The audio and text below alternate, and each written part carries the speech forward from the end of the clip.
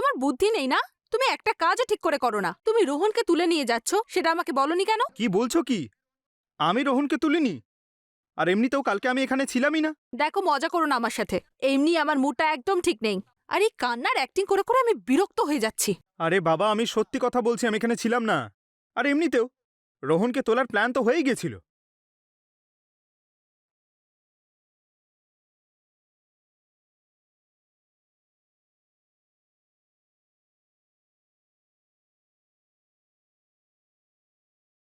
রোহন, রোহন, কোথায় তুমি?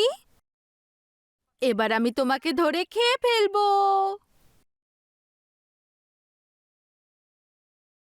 আমাকে তো তুমি খুঁজেই পাবে না মাম্মা। আচ্ছা, এক্ষুনি আসছি আমি, দাঁড়াও তুমি।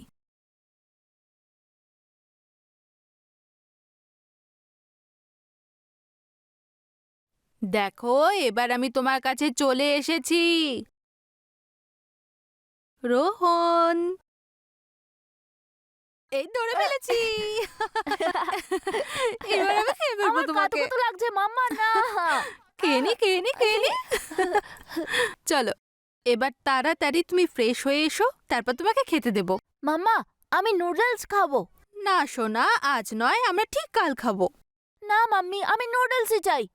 আজ নয়, কিন্তু আজ তুমি আইসক্রিম অবশ্যই পাবে। আইসক্রিম? তাহলে আমি এক্ষুনি রেডি হয়ে আসছি। আরে সাবধানে।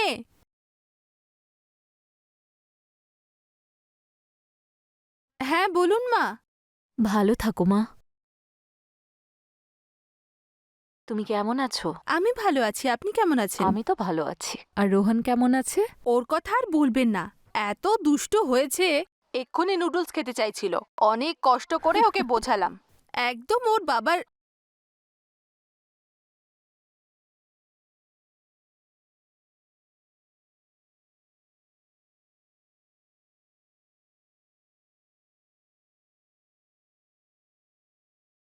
আমি জানি মা, আমার ছেলে চলে গেছে, অনেক দিন হয়ে গেল, কিন্তু এখনো আমাদের মনে সেই একই দুঃখ আছে।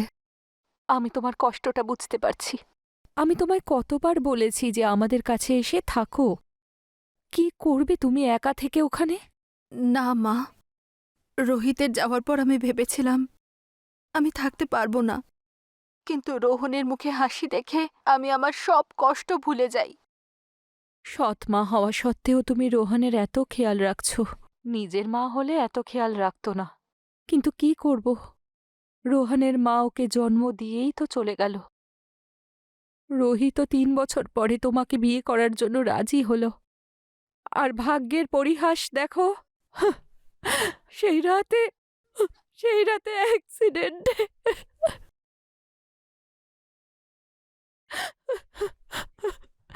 কিন্তু কিন্তু ভাগ্য ভালো যে রোহন বেঁচে গেছে।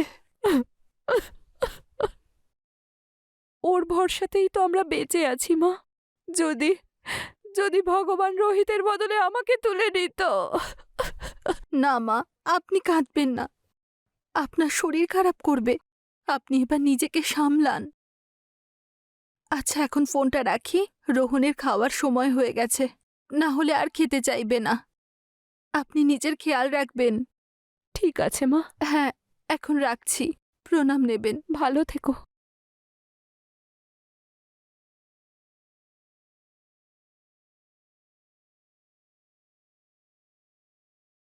রোহন, রোহন তাড়াতাড়ি এসো, খেতে হবে তো, তারপর আইসক্রিম খেতে যাব। 2 মিনিট, রেডি হয়েই আসছি।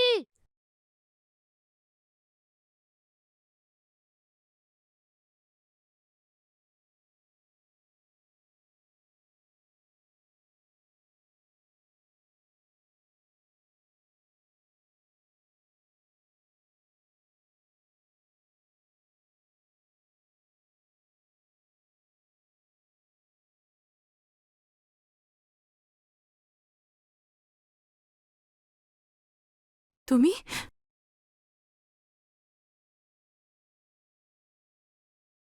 আরে ভয় পাইয়ে দিয়েছিলে তো, ভিতরে ঢুকলে কি করে? দরজা খোলা ছিল, ভেতরে চলে এলাম। এমনিতেও তোমার কথা ভীষণ মনে পড়ছিল। জানো, হুম? তোমার ভালোবাসার জন্য আমি ছটফট করছিলাম। আরে কন্ট্রোল, আমাদের একসঙ্গেই তো থাকতে হবে। এমনিতেও আর কোনো কাটা আমাদের মাঝখানে থাকবে না। তাছাড়াও একটা কাঁটা ছিল রোহিত নামের, যাকে তুমি এইভাবে সরালে যে পুলিশও হয়তো ভাবছে যে কি হলো। তোমার বুদ্ধির তারিফ করতেই হচ্ছে। তুমিও কিছু কম স্মার্ট নও। এমন প্ল্যান বানালে যে কেউ কিছু বুঝতেই পারছে না। যাকে এই বাড়ি আর টাকা সব আমার হয়ে গেছে, এবার শান্তিতে জীবনটা কাটাতে পারবো। আর পড়ে রইল ওই বুড়ি, ওকে তো আজ নয় কাল যেতেই হবে। তারপর গোয়ার ফার্ম হাউসটা, ওটাও আমার হয়ে যাবে। আর আমার ভাগটা? আরে আমি পুরোটাই তো তোমার, আর তুমি ভাগের কথা বলছো? আমার সবকিছুতে তোমারই তো অধিকার। না, তুমি হয়তো ভুলে যাচ্ছ তোমার কাছে আর যা কিছুই রয়েছে সব রোহনের জন্যই রয়েছে। তুমি এখানে শুধু একজন আয়া হয়েই রয়েছো। সেই আগুনে তো আমার মনটা আজও জ্বলে। ওই রোহনকে না কিছু একটা করতে হবে। আমার গলার কাঁটা হয়ে দাঁড়িয়েছে ও। তো ওকে মারার প্ল্যান করছো নাকি? কেন নয়? তারপরেই তো এই সব কিছু আমার হয়ে যাবে। তুমি পাগল হয়ে গেছো নাকি? তুমি আমাকে ওকে রাস্তা থেকে সরাতে সাহায্য করবে, তারপর আমি এই বাড়িটা তোমার নামে লিখে দেব। না, এইবার আমি তোমার কোনো সাহায্য করব না। তুমি এটা ভাবতেই বা কি করে পারলে? ও ছোট বাচ্চা। তুমি না আমাকে শিখিও না। আমি তোমাকে জিজ্ঞেস করছি না, আমি বলছি তুমি আমাকে সাহায্য করো ওকে রাস্তা থেকে সরাতে, তারপর এই সবকিছু বিক্রি করে কোথাও চলে যাব। আর যদি পুলিশ ধরে নেয় তখন? পুলিশ কিছুই করতে পারবে না। লাস্ট টাইমের মতো একদম প্রপার প্ল্যানিং করব। আচ্ছা শোনো,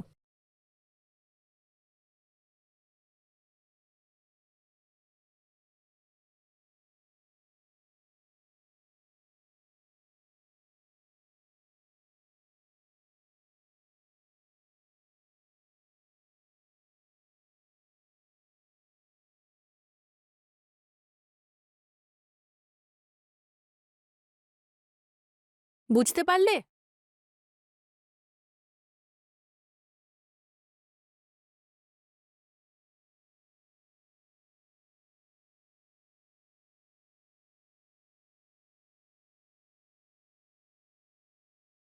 আমি কমিশনার স্যারের সঙ্গে কথা বলেছি, দেখা যাক কি হয়। আচ্ছা স্যার। স্যার আমার হুম। বাচ্চা, আমার বাচ্চা। দেখুন, আপনি নিজেকে সামলান, আগে বলুন কি হয়েছে। আপনি কাঁদবেন না, আমরা অবশ্যই আপনাকে সাহায্য করব। আমার ছেলেটা স্কুলে গিয়েছিল, তারপর থেকে ওকে আর পাওয়া যাচ্ছে না। আমি ওকে একটু দেরি করে আনতে গিয়েছিলাম। আমি আশেপাশে সব জায়গায় খুঁজেছি কিন্তু পাচ্ছি না। ওকে কেউ কিডন্যাপ করে নিয়েছে স্যার। প্লিজ আমাকে সাহায্য করুন। দেখুন, প্লিজ নিজেকে সামলান। বাচ্চা মানুষ আশেপাশে কোথাও খেলছে হয়তো, বা হয়তো অন্য কোনো পেরেন্টস তাকে নিয়ে গেছে নিজের সঙ্গে। দেখুন, আপনি চিন্তা করবেন না, আমরা খোঁজ খবর নিয়ে দেখছি। রাজদীপ, এক কাজ করো, একটা টিম নিয়ে তুমি স্কুলে যাও আর ওখানে ফুটেজ চেক করো। প্রিন্সিপাল, ওয়াচম্যান সবার সঙ্গে কথা বলো, খোঁজ না অন্য কোনো পেরেন্টস তাকে সঙ্গে নিয়ে গেছে নাকি। স্যার, আপনি রোহিতের ওয়াইফ তো, যার গত বছর গাড়ির অ্যাক্সিডেন্টে ডেথ হয়েছিল? হ্যাঁ স্যার, রোহিত চলে যাওয়ার পর রোহনই আমার সবকিছু ছিল। জানি না কোথায় আছে আমার ছেলেটা, কি অবস্থায় আছে, কি করছে এখন, আমাকে যারা এক মুহূর্তও থাকে না। প্লিজ। দেখুন, কিছু ঘন্টা হলো বাচ্চাটাকে খুঁজে পাওয়া যাচ্ছে না, আর আইন অনুযায়ী আমরা 24 ঘন্টার আগে কোনো অ্যাকশন নিতে পারবো না। কিন্তু আপনি দেখলেন যে আমি একটা টিম পাঠিয়েছি, নিশ্চয়ই এটা খোঁজ পাওয়া যাবে। আপনি প্রতিবেশীদের সঙ্গে কথা বলুন, যদি কিছু জানতে পারেন আমাদের জানান, আর 24 ঘন্টা পরে তো আমরা রিপোর্ট লিখিয়ে নেব। আমি সব জায়গায় জিজ্ঞেস করেছি, রোহনকে কেউ দেখেনি। দেখুন ম্যাডাম, আমার এক্সপিরিয়েন্স বলছে যে বাচ্চাটা এখানেই কোথাও থাকবে। আপনি প্লিজ বাড়ি যান। আপনি কিছু জানতে পারলে আমাদের জানান, আর আমরা জানতে পারলে আপনাকে ইনফর্ম করব, ঠিক আছে? হ্যাঁ স্যার।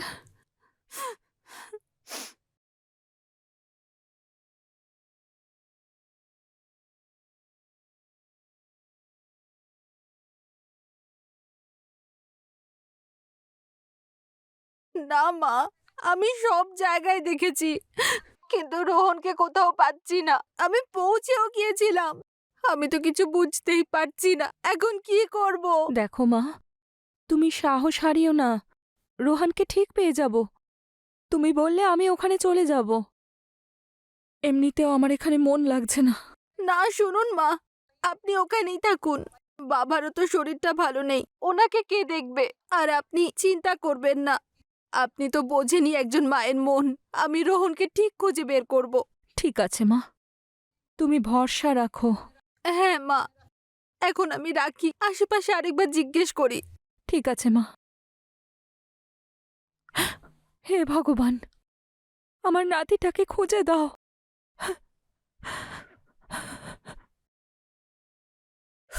এই বুড়িটা তো আমাকে পাগল করে ছেড়ে দিচ্ছে।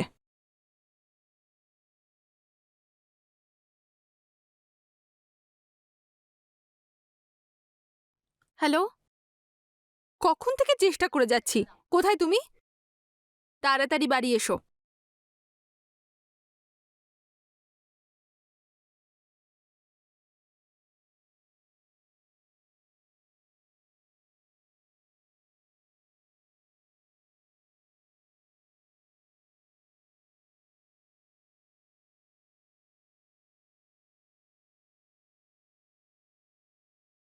তোমার বুদ্ধি নেই না?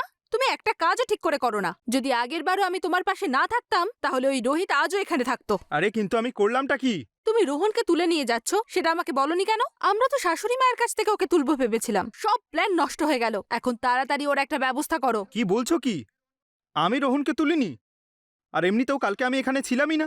আমি তো সোলাপুর গেছিলাম। বলেছিলাম তো তোমাকে। দেখো, মজা করো না আমার সাথে। এমনি আমার মুডটা একদম ঠিক নেই। আর এই কান্নার অ্যাক্টিং করে করে আমি বিরক্ত হয়ে যাচ্ছি।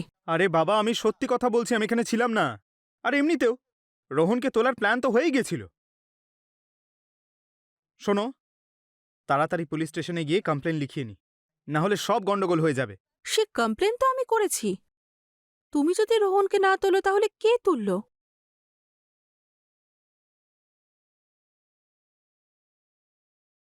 হ্যালো,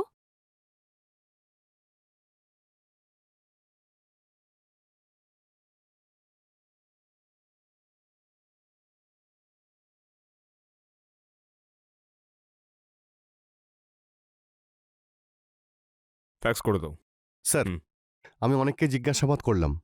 স্কুলের সিসিটিভিতে দেখা গেছে যে রোহন স্কুল থেকে বেরোচ্ছে, কিন্তু গেটের বাইরে সিসিটিভি না থাকায় ও ওখান থেকে কোথায় গেছে সেটা জানা যায়নি।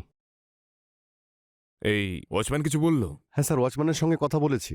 ওয়াচম্যান আমায় বলল যে রোহন নাকি প্রতিদিন সামনের দোকান থেকে কিছু না কিছু কিনত, আর সেটা ভেবে ও আর ভালো করে দেখেও নি। সেই সময় ওয়াচম্যানের একটা কল আসে। ওয়াচম্যান যখন ফোনে কথা বলছিল সেই সময় যে রোহন কোন দিকে গেছে সেটাই জানতে পারা যায়নি। আর সিসিটিভিতে পরিষ্কার দেখাও যাচ্ছে। তার মানে কোনো চেনা পরিচিত মানুষই রোহনকে কিডন্যাপ করেছে। ও জানতো যে রোহন নিশ্চয়ই সামনের দোকানে গিয়ে কিছুটা কিনে আনবে। ব্যাপারটা বড্ড গোলমেলে। এটা কে হতে পারে যে রোহনকে কিডন্যাপ করলো? কিন্তু কেন করলো? এই প্রিয়ার সঙ্গে কথা হলো? কোনো র্যানসম কল এসছে? না স্যার, এখনো অবধি তো না। ওনার সঙ্গে কথা বলতে চাইলে উনি ভালো করে কথাও বলছেন না, শুধু কেঁদেই যাচ্ছেন। হুম। হ্যালো, আমরা আসছি।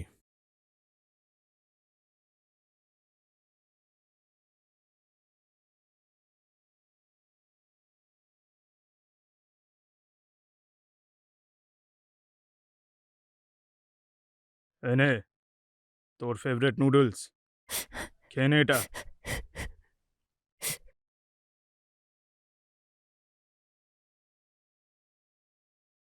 আমি মাম্মার কাছে যাব।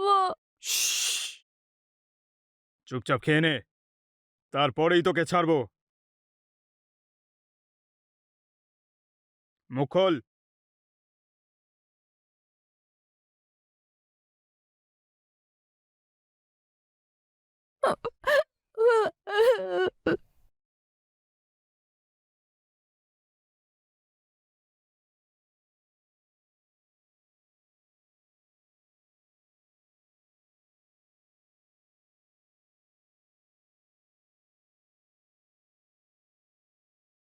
রাজদীপ, প্রিয়ার বাড়ি যাও, ওকে থানা নিয়ে এসো। আচ্ছা স্যার।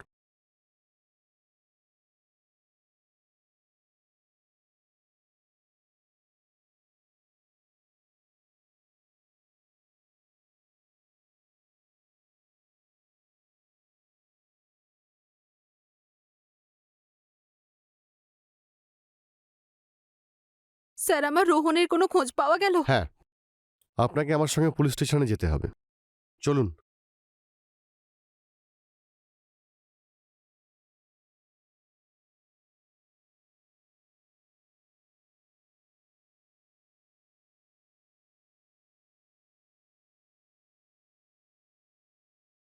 অফিসার আপনারা এখানে আনলেন কেন? আর আমার ছেলে কোথায়? রোহন কোথায়? বলবো বলবো সব বলবো। আপনার সঙ্গে অনেক কথা রয়েছে আমাদের। আপনি আগে আমাদেরকে এটা বলুন যে আপনি রোহিতকে কেন মেরেছেন, আর একদম মিথ্যে বলবেন না। আমরা সবটা জানি। স্যার আমি কিচ্ছু করিনি। আর আগে এটা বলুন, রোহনকে আমাকে অপরাধীর মতো এখানে এনেছেন কেন আপনারা? আমি আমার উকিলের সঙ্গে কথা বলবো। অলোক, অলোককে তো নিশ্চয়ই তুমি চেনো। ও নিজের মুখ খুলে দিয়েছে, আর আমরা সব জেনে গেছি।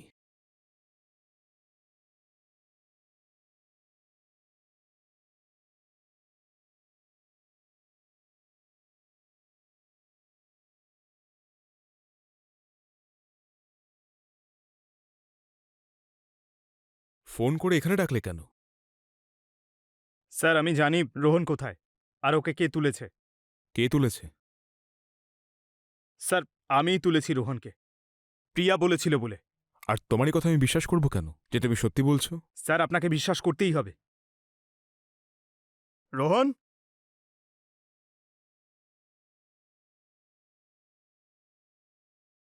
বাবা, বাবা তুমি ঠিক আছো তো? হুম। স্যার স্যার এই বাচ্চাটার প্রিয়ার থেকে অনেক বিপদ। রোহিতের পরও এই বাচ্চাটাকে মারতে চায়। রোহনকে না কিছু একটা করতে হবে। আমার গলার কাঁটা হয়ে দাঁড়িয়েছে ও। তো ওকে মারার প্ল্যানে রয়েছো নাকি? কেন নয়? তারপরে তো সবকিছু আমার নামে হয়ে যাবে। কি তুমি পাগল হয়ে গেছো নাকি? তুমি আমাকে ওকে রাস্তা থেকে সরাতে সাহায্য করো, তারপরে এই বাড়িটা আমি তোমার নামে লিখে দেব। না, এইবার আমি তোমার কোনো সাহায্য করব না। তুমি এটা কি করে ভাবতে পারলে? ও একটা ছোট বাচ্চা। তুমি না আমাকে শিখিও না। আমি তোমাকে জিজ্ঞেস করছি না, বলছি আমি। এই সবে কিন্তু তুমিও ফাঁসবে, সেটা কি জানো? হ্যাঁ স্যার জানি, কিন্তু মরে যাবার থেকে তো ভালো সরকারি সাক্ষী হয়ে সারা জীবন জেলে কাটানো। আর তোমায় কে মারতে চায়? প্রিয়া। প্রিয়া? ও তোমায় কেন মারতে চায়? তোমাদের তো বাইরে গিয়ে সেটেল হওয়ার প্ল্যান ছিল। আমারও তাই মনে হয়েছিল স্যার, কিন্তু যখন ওর বাড়িতে গেলাম তখন রোহিত তো গেল, এবার রোহনও চলে যাবে। আর এই বুড়ো বুড়ি আজ নয়তো কাল চলেই যাবে। তারপর একাই আমি এখানে রাজত্ব করব। আর অলোক কে কোনোদিন সুযোগ বুঝে বিষ দিয়ে মেরে ফেলব।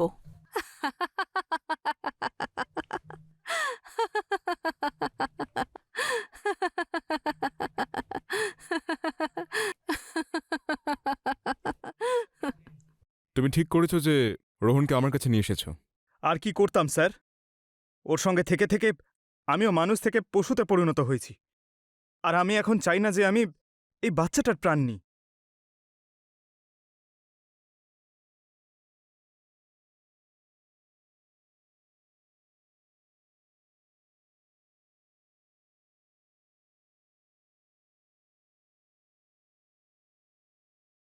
আমি জানতাম যে লোভ মানুষকে অন্ধ করে দেয়, কিন্তু এতটা যে কাউকে মেরে ফেলতে হয়? তোমার ফাঁসি হওয়া থেকে কেউ আটকাতে পারবে না। রোহনকে আমরা ওর ঠাকুরদা ঠাকুরমার কাছে পাঠিয়ে দিয়েছি যাতে ও সুরক্ষিত থাকে, কিন্তু তোমাকে আমি ফাঁসির কাঠে ঝুলিয়ে ছাড়ব।